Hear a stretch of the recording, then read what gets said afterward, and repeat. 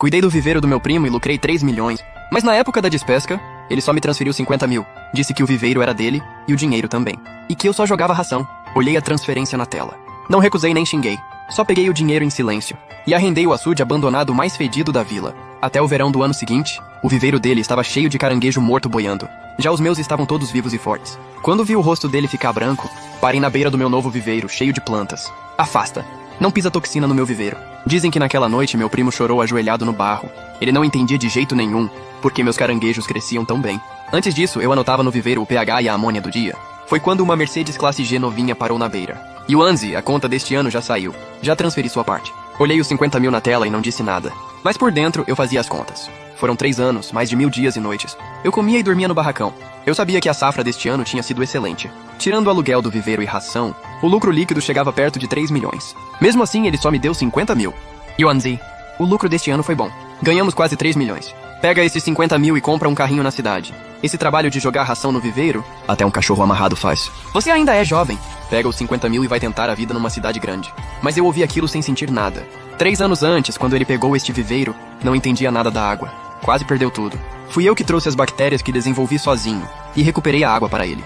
Eu disse, entro com a técnica e dividimos 30-70. Ele disse que éramos família, que jamais me passaria para trás. Tá bom, eu aceito o dinheiro.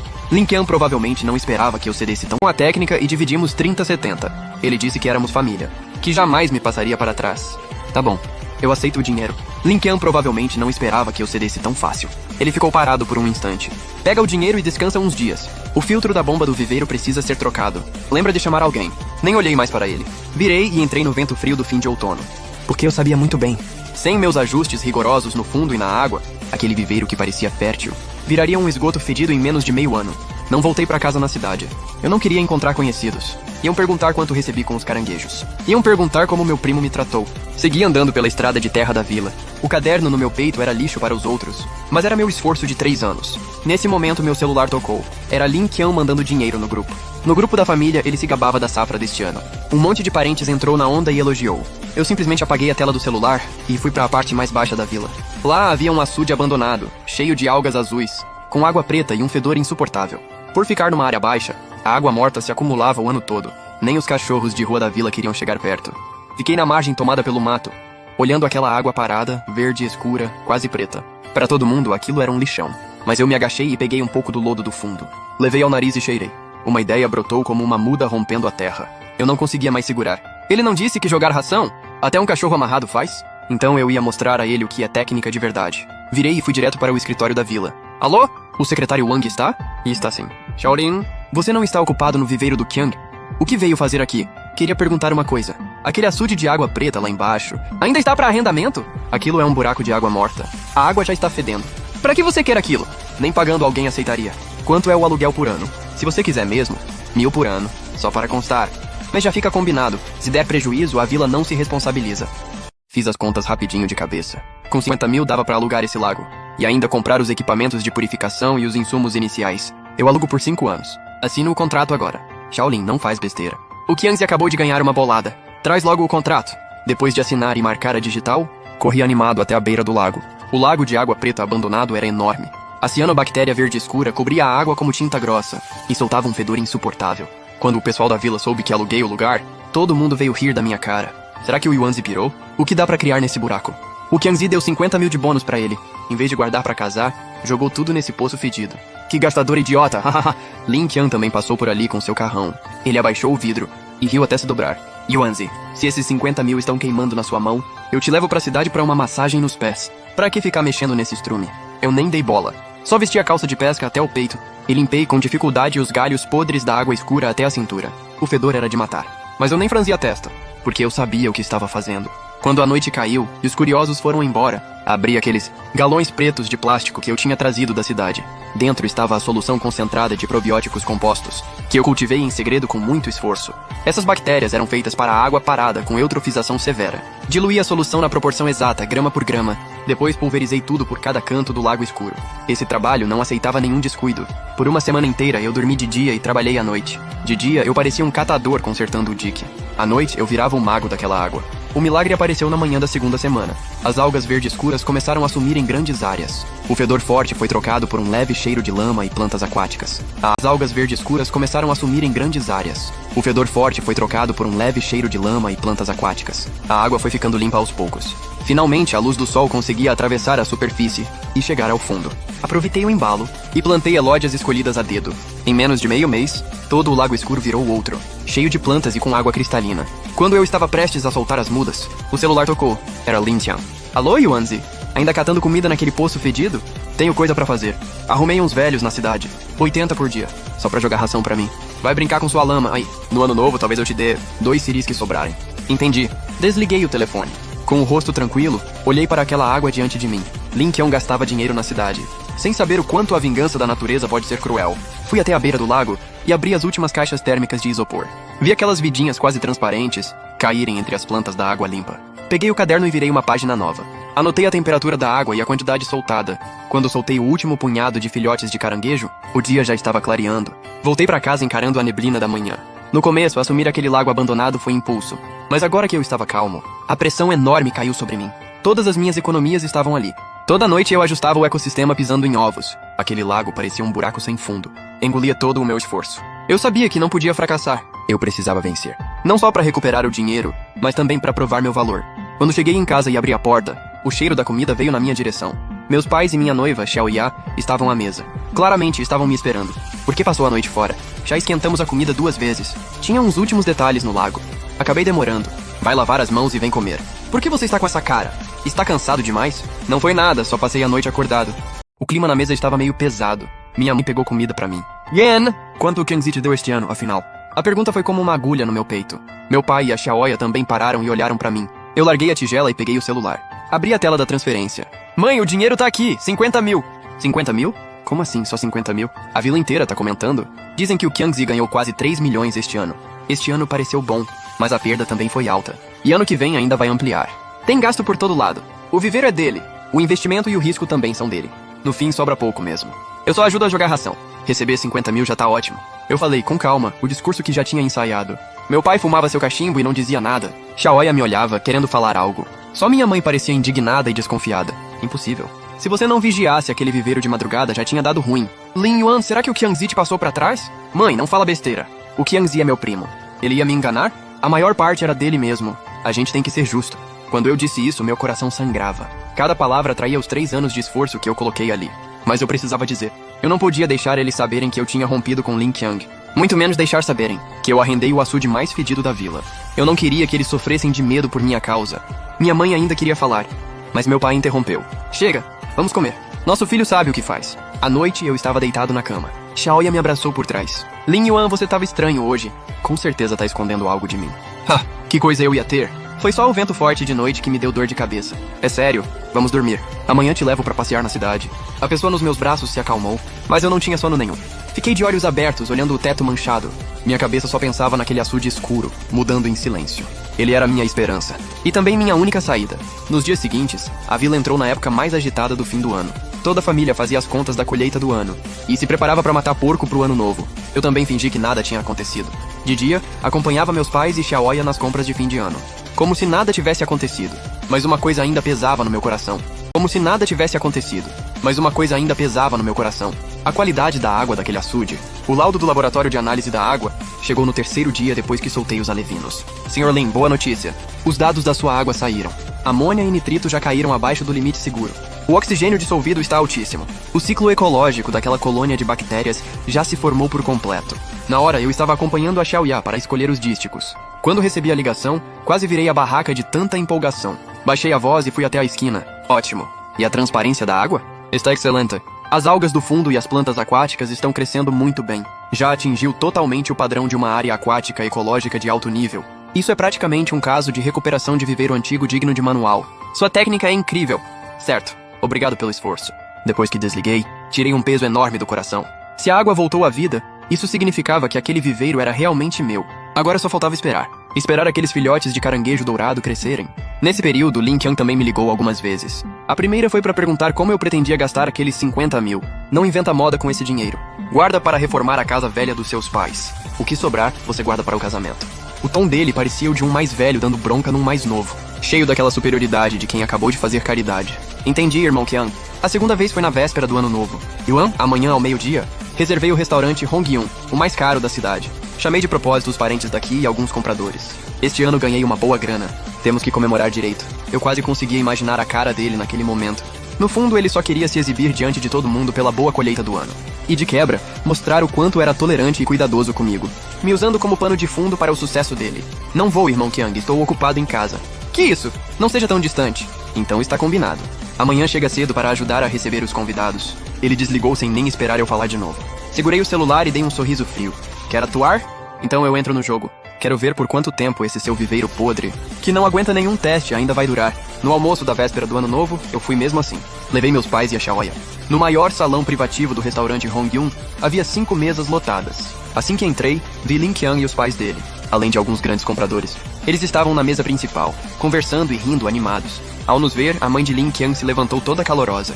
Olha só, a família do segundo irmão chegou. Sentem, sentem. Ele cumprimentava da boca pra fora, mas os olhos ficavam passeando pelas roupas simples dos meus pais. Tinha um ar de superioridade. Essa é sua cunhada, Lili. Lili, esse é aquele de quem eu falei. Meu primo Lin Yuan. Aquele que me ajuda no viveiro jogando ração. Ele disse isso alto e claro.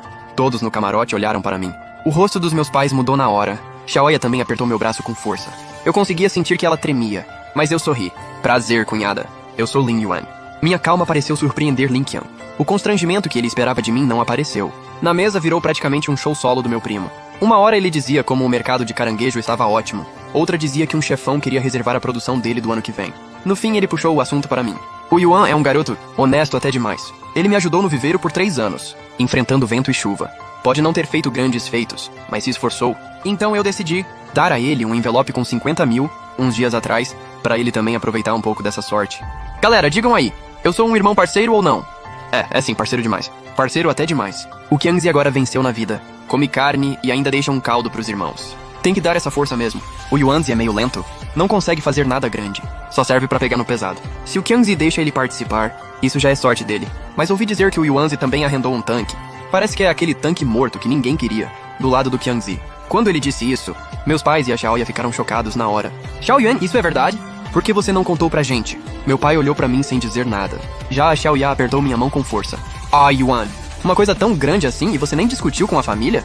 Esses 50 mil pelo menos, dava pra guardar e comprar umas coisas boas pros tios. Agora foi tudo pelo ralo. Mas se depois der prejuízo, pode voltar aqui pro irmão Qian. Da próxima vez eu vou cuidar bem de você. Ao ouvir isso, eu cerrei os dentes em silêncio. Eles faziam tabelinha, me pintando como um capacho que precisava de esmola. O rosto dos meus pais já estava roxo de vergonha. Os olhos da Xiaoya ficaram vermelhos. Mas eu ergui o copo e me levantei. Irmão Qian, nesses 3 anos, graças a você, fui bem cuidado. Esse brinde é pra você. Mas eu ergui o copo e me levantei. Irmão Qian, nesses 3 anos, graças a você, fui bem cuidado. Esse brinde é pra você. Virei a cabeça e bebi tudo de uma vez. Todo mundo ficou parado. Lin Qian olhou pra mim. No olhar dele passou orgulho e satisfação. Ele achou que eu tinha cedido. Mas na verdade eu não brindava a ele. E sim ao laço familiar que ele enterrou com as próprias mãos. A partir desse copo, tudo ficava zerado. Depois que saímos do restaurante, meu pai ficou de cara fechada, sem dizer nada. Minha mãe só suspirava sem parar. Xiaoya caminhava quieta ao meu lado, segurando firme o meu braço. Eu sabia que todos estavam engolindo a raiva. Quando estávamos quase chegando em casa, eu falei: pai, mãe, me desculpem. Hoje eu fiz vocês passarem por isso. Yuanzi, você consegue tocar seu negócio sozinho? Se ficar sem dinheiro, tem que falar com a gente. É isso mesmo, Yuanzi. Mesmo que os outros falem mal da gente, não tem problema. O importante é a nossa família ficar bem. Lin Yuan, não tenha medo. Faça o seu, com esforço. Eu com certeza vou apoiar seus pais. Xiaoya, podem ficar tranquilos. Eu confio no meu viveiro. Além disso, me deem um tempo. Vou recuperar toda a honra que perdi hoje. Meu tom era bem calmo, mas cada palavra tinha uma força indiscutível. Eles olharam para mim, como se tivessem sido intimidados pelo meu olhar. Depois de levá-los para dentro, fiquei sozinho no quintal por muito tempo. O celular vibrou. Era um alerta da câmera à prova d'água que instalei no fundo do lago Heishui. Abri o app e uma imagem subaquática nítida apareceu. Na água cristalina, várias elódias balançavam com a corrente. E escondidos entre as plantas aquáticas, caranguejinhos da primeira geração, do tamanho de moedas e com carapaças douradas, se alimentavam e trocavam de casca com muita energia. Olhando aquele vídeo, meu sangue voltou a ferver no peito. Nos meses seguintes, me comportei exatamente como nos anos anteriores. Assim que a primavera chegou, a vila voltou a ficar agitada. Quando alguém perguntava o que eu pretendia fazer este ano, eu despistava com a mesma desculpa de antes. Muita gente me olhava com pena. De vez em quando, ainda falavam da piada do açude morto que eu arrendei. Lá no viveiro do Qiangzi, ele até tem um temperamento forte, mas pelo menos paga rápido. Pra que você fica mexendo naquele buraco fedido? Pois é, hoje em dia criar bicho não tá fácil. Ter alguém forte pra se apoiar é melhor do que jogar dinheiro na água sozinho. Essas palavras entravam por um ouvido e saíam pelo outro. Eu sabia que eles não falavam por mal. Eles só viam a superfície. Viam o Lin Qian todo bem sucedido, ampliando os galpões este ano. E viam a minha família na pior. Ninguém sabia que, sob a água calma, a correnteza já estava forte. E ninguém sabia que eu estava esperando uma chance. Uma chance capaz de calar todas as dúvidas. Logo chegou o verão. A meteorologia emitiu vários alertas laranja de calor intenso. Todo mundo sabe que caranguejo teme calor forte. Eu sabia que a chance tinha chegado. Eu queria ver sem minha técnica de controle da água como Lin Qian ia aguentar essa onda de calor. Depois desliguei a TV. E falei pros meus pais. Pai, mãe, amanhã vou morar no barraco perto do açude. Esses dias talvez eu não consiga voltar pra casa. No dia seguinte, antes de clarear, eu já tinha levantado. Não acordei ninguém. Vesti minha calça impermeável em silêncio. Antes de sair, eu olhei para a porta fechada do quarto dos meus pais. E disse em silêncio no meu coração. Pai e mãe, confiem no filho de vocês mais uma vez. Dessa vez, eu não vou decepcionar vocês de novo. Não vou deixar ninguém menosprezar nossa família de novo. Saí de casa. Fui direto para aquele açude abaixo da vila. Puxei uma armadilha que estava no fundo da água. Mesmo com esse calor raro de hoje, minha rede estava cheia de caranguejos enormes, com 2 pinças fortes de primeira qualidade. O fundo do viveiro estava limpinho. Verifiquei as plantas aquáticas, o lodo e o oxigênio dissolvido. Medi cada indicador, um por um. Todos os dados estavam normais. Apertei o botão da bomba d'água. A água jorrou com força. Toda a superfície do viveiro ondulava levemente. Eu conseguia sentir com clareza uma força de vida poderosa. Apertei o botão da bomba d'água. A água jorrou com força. Toda a superfície do viveiro ondulava levemente. Eu conseguia sentir com clareza uma força de vida poderosa correndo lá no fundo dessa água. A partir desse momento, eu nunca mais ia depender da aprovação de ninguém. Mas eu não contei pra ninguém que a água tinha melhorado tanto. Antes do grande espetáculo começar, eu precisava garantir que nada desse errado. Dei uma volta pelo meu viveiro, olhando tudo com cuidado. Percebi que bastava jogar um punhado de ração, e na hora, vinha uma disputa louca pela comida. Comparado àqueles caranguejos sem vida do viveiro vizinho, era infinitamente melhor. Ele vivia dizendo que o viveiro dele era uma terra abençoada, capaz de criar os maiores caranguejos, mas nunca ouvia meus conselhos. Passava o ano todo dando peixe morto de má qualidade. A matéria orgânica no fundo já tinha passado do limite. A lama do fundo estava preta e fedendo. Era só o tempo esquentar um pouco, que uma camada verde de cianobactérias tomava a superfície. Parecia uma panela de veneno fermentado. Para manter aquele viveiro, eu antes tinha que ir de madrugada jogar remédio detox. Ligava os aeradores no máximo. Nesses 3 anos, só de remédio e caranguejo morto, eu já economizei para ele centenas de milhares. Mas ele acha que tudo isso é obrigação minha. Para ele, já que pagou o aluguel do viveiro, a natureza tinha que dar retorno sem cobrar nada. Nessa hora, Lin Qian, lá da cidade, me ligou de novo. Alô, Yuanzi, tá em casa curtindo o ar-condicionado? Nem foi dar uma olhada naquele seu buraco de água podre? Fica aí no barracão. Com esse calor, melhor não sair por aí. Amanhã, às 6 da manhã, traz umas redes grandes de pegar caranguejo e vem aqui comigo. O tio que cuida do viveiro disse que a água tá meio turva. E apareceram uns caranguejos mortos boiando.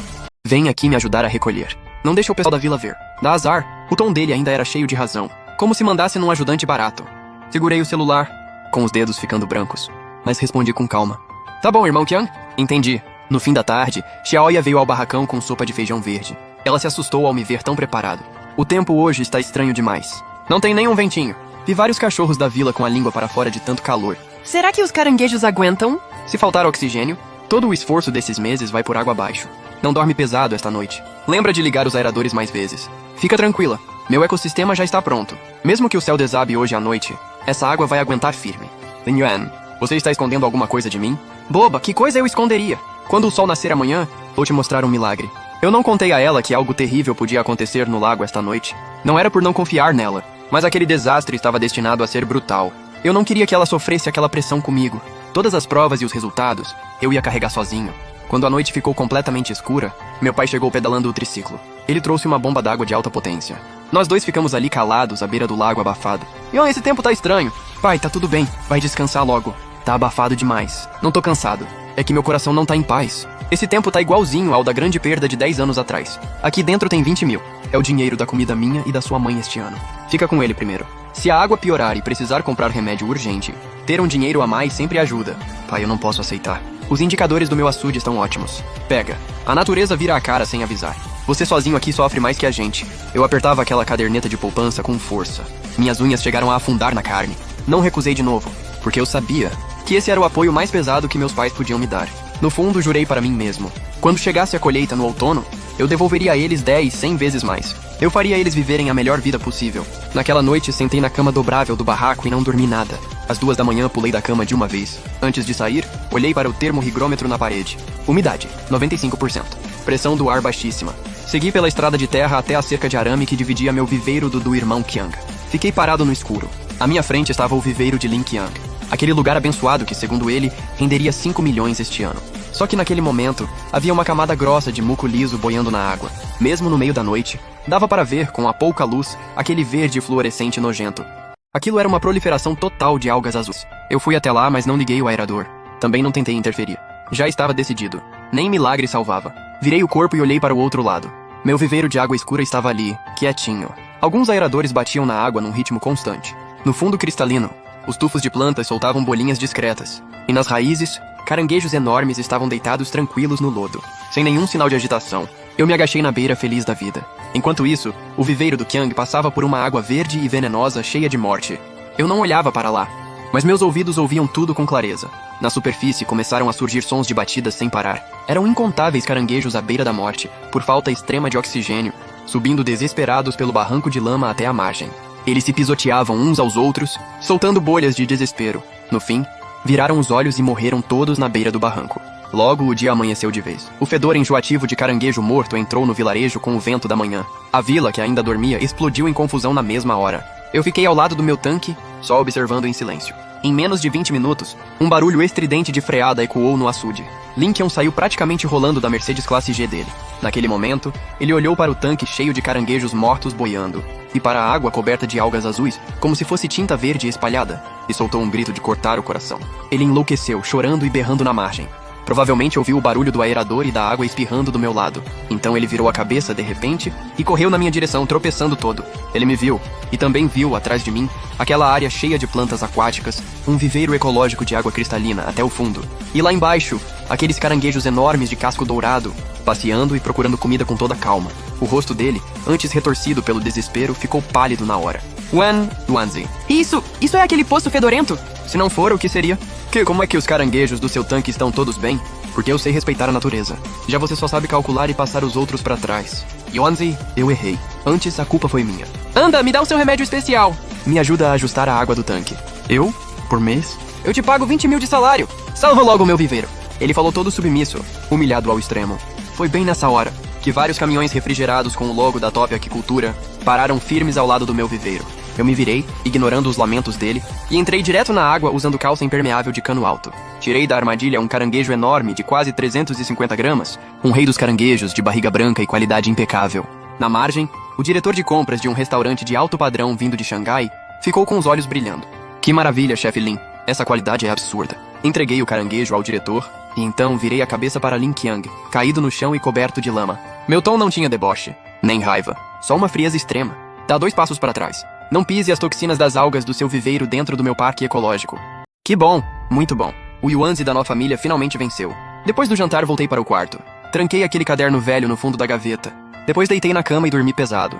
Aquele sono foi bom demais. No sonho, parecia que eu tinha voltado àquele outono da divisão. Lin Qiang transferiu os 50 mil para o meu WeChat. No rosto, a mesma expressão de quem fazia caridade. Mas dessa vez eu não fiquei calado.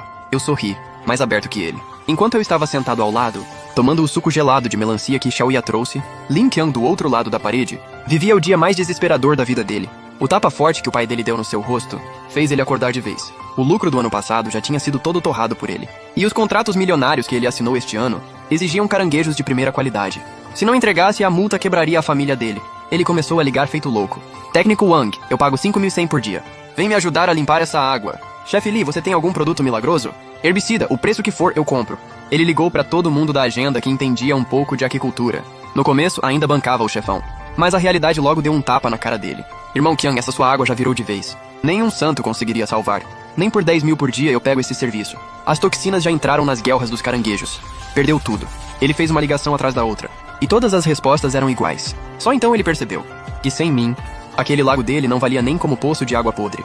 Ele sempre achou que jogar ração era coisa que qualquer um fazia. Só agora entendeu que segurar aquela água tóxica por 3 anos custou todo o meu esforço. O ridículo é que ele mesmo, com 50 mil, jogou fora seu verdadeiro amuleto de proteção. Eu.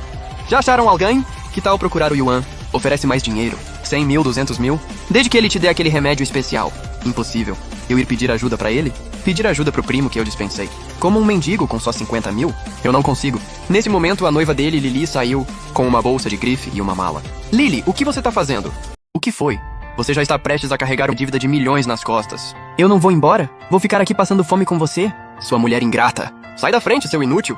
Ah! Lily o chutou para longe. Ela se virou e foi embora sem olhar para trás. Lincoln desabou sentado no chão. Acabou. Está tudo acabado. 3 dias depois, meu primeiro lote de caranguejos dourados premium foi todo colhido. Exatos 2 milhões em pagamento. Caíram no meu cartão sem faltar um centavo. Olhei aquela sequência enorme de números na mensagem do celular. No coração só senti uma segurança como nunca antes. Eu não fui comprar nenhuma Mercedes Classe G. Em vez disso, levei Xiaoya direto ao melhor condomínio da cidade. Compramos à vista um apartamento amplo de 140 metros quadrados. Na escritura estavam os nossos 2 nomes. Quando voltei para a vila, a opinião de todo mundo tinha mudado completamente. Aquele meu parque ecológico de água cristalina virou o milagre da vila. Quem antes ria de mim, agora me chamava de irmão Yuan com o maior respeito. Já a casa de Lin Qiang foi tomada por cobradores. Para pagar aquela multa absurda, a casa dele foi anunciada numa imobiliária. O carro também foi penhorado.